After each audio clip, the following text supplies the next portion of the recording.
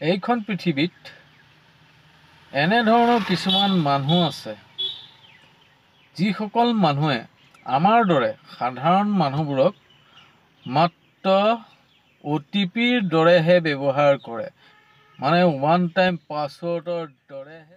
সেইসকল মানুহ আপোনাৰ কোনো আপোন হ'ব পাৰে, মিতিৰ হ'ব পাৰে, কুটুম্বৰ হ'ব পাৰে বা সম্পৰ্কীয় হ'ব পাৰে বা আটাইতকৈ ভাল পোৱা সেই আপোনাৰ প্ৰেমিকাজনো হ'ব পাৰে বা প্ৰেমিকজনো হ'ব পাৰে। আপুনি সেইসকল মানুহ আপোনাৰ কুটুম মিতিৰ সম্পৰ্কীয় বা সেই মৰমৰ লাভাৰজনী হ'লেও দিনে ৰাতিয়ে ফোন কৰি কথা পাতি আমনি নলগা সেই লাভাৰজনী হ'লেও আপোনাক কিন্তু OTPৰ দৰে ব্যৱহাৰ কৰি আছে বা OTPৰ দৰে আপোনাক ব্যৱহাৰ কৰে।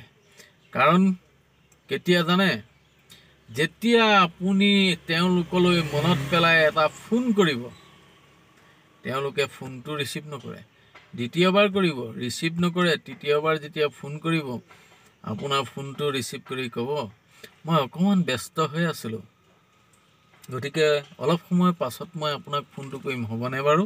কিন্তু সেই সময় কিমান যে পাৰ হৈ গুচি যাব, এঘণ্টা দুঘণ্টা, এদিন দুদিন, সপ্তাহ মাহ দিন পাৰ হৈ যাব, তেওঁলোকে কিন্তু আপোনাক ফোন এটা কৰিবলৈ সময় নাপাব, তেওঁলোক ইমানেই ব্যস্ত।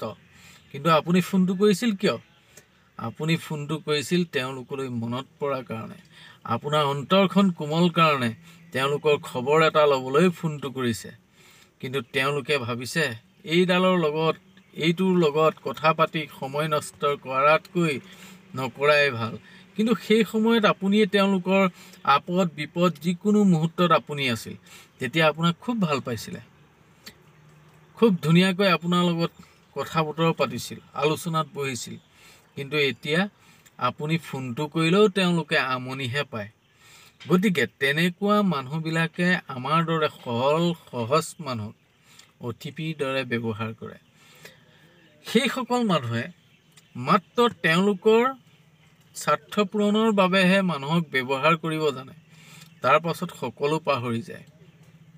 সেইকাৰণে যিসকল মানুহৰ এনচাৰ আহে, সেইসকল মানুহক আপুনি কেতিয়াও ফোন কৰি মনত দুখ নিদিব। তেওঁলোকে আপোনাৰ পৰা আঁতৰি থাকি খুব ভাল পাইছে, গতিকে তেওঁলোকক আঁতৰি থাকিবলৈ দিয়ক।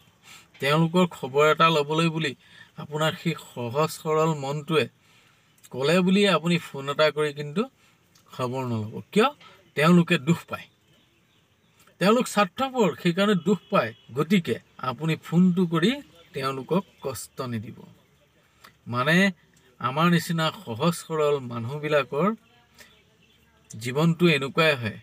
আমাৰ জীৱনটো এটা ছাতিৰ লগতহে তুলনা কৰিব পাৰি, যে বৰষুণৰ সময়ত প্ৰয়োজন ছাতি, বৰষুণ দিলেই পঠিয়াই দিয়ে ছাতি, যা নালাগে তেনেকুৱা ছাতি।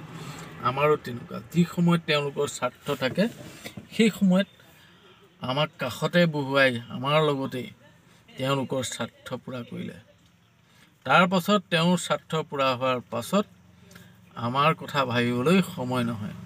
গতিকে তেনে মানুহৰ পৰা সদায় দূৰত থাকক, কেতিয়াবা নহ'লে আপোনাৰ বিপদ হ'ব। আপুনি যাকেই বুকুৰ আপোন বুলি ভাবে, বুকুৰ কুটুম বুলি ভাবে, সিয়ে কিন্তু এদিন আপোনাৰ বিনাশৰ কাৰণ হৈ পৰিব।